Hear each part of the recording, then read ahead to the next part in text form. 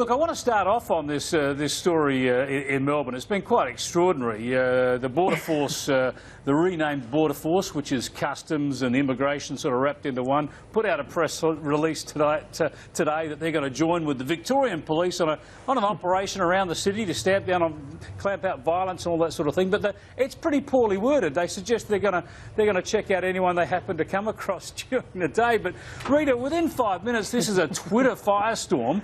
And then, as we suspect, half these people on Twitter, I think, are just sitting at cafes or at home watching their computers looking for something to do. They all go down and protest. And the next thing, the operation's cancelled. It's been laughable, hasn't it? A protest about a press release. Well, yeah, stop the press releases. I mean, this is the biggest thing we've got to worry about in this country. It is quite extraordinary. It was a stupidly worded press release, it must be said. But isn't it remarkable that these socialists are just ready to protest at the drop of a hat? It's not like they've got lives or, employment or families to take care of. If there's any reason to be hitting the streets, they're there within minutes. They're not paid a retainer by Get Up or something just to be there on standby? Maybe they're on standby in the city centre for the latest outrage.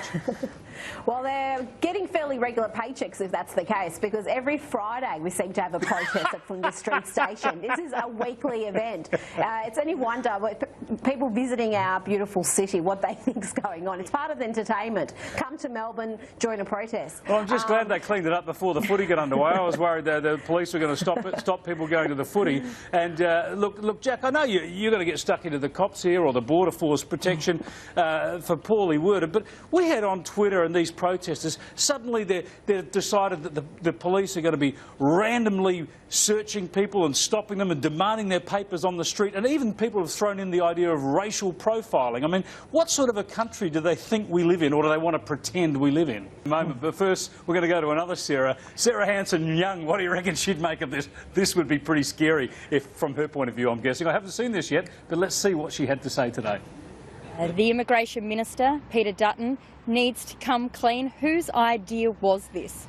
Whose idea was it to send his Immigration Department officers out in full uniform to harass Australians, our visitors and our foreign visitors on the streets?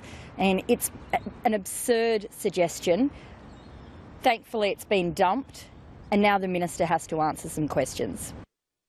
I had a feeling she was going to find it pretty scary. You reckon the police were going to go out there and harass people, the stormtroopers on the street? How ridiculous. This is not the country we live in. And Sarah Martin, I don't care what the press release says, no one seriously could believe that sort of activity was going to be ordered by any police or border protection authority and then carried out by those officers on the streets of Melbourne tonight.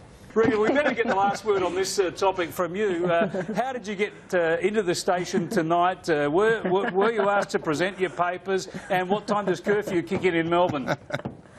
It is. We are living in a police state. It's terrifying out there for people of my complexion.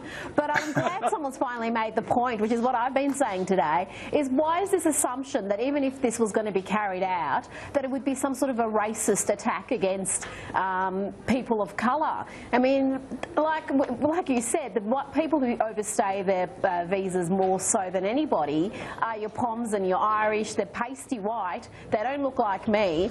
And this, if someone is an illegal worker, surely we want our Immigration Department to be keeping a handle on that. That's part of their work. I don't understand how suddenly this is a cause for outrage because they're going to be working with Victoria Police to carry out these operations. And what about Victoria Police just caving in and aborting the whole operation within a few hours? I mean, it is just, you just don't have any confidence in either body when that happens. Yeah, it goes to show just what sort of a police state we live in when a couple of hundred Twitterati standing around on the steps of a railway station can thwart a police operation.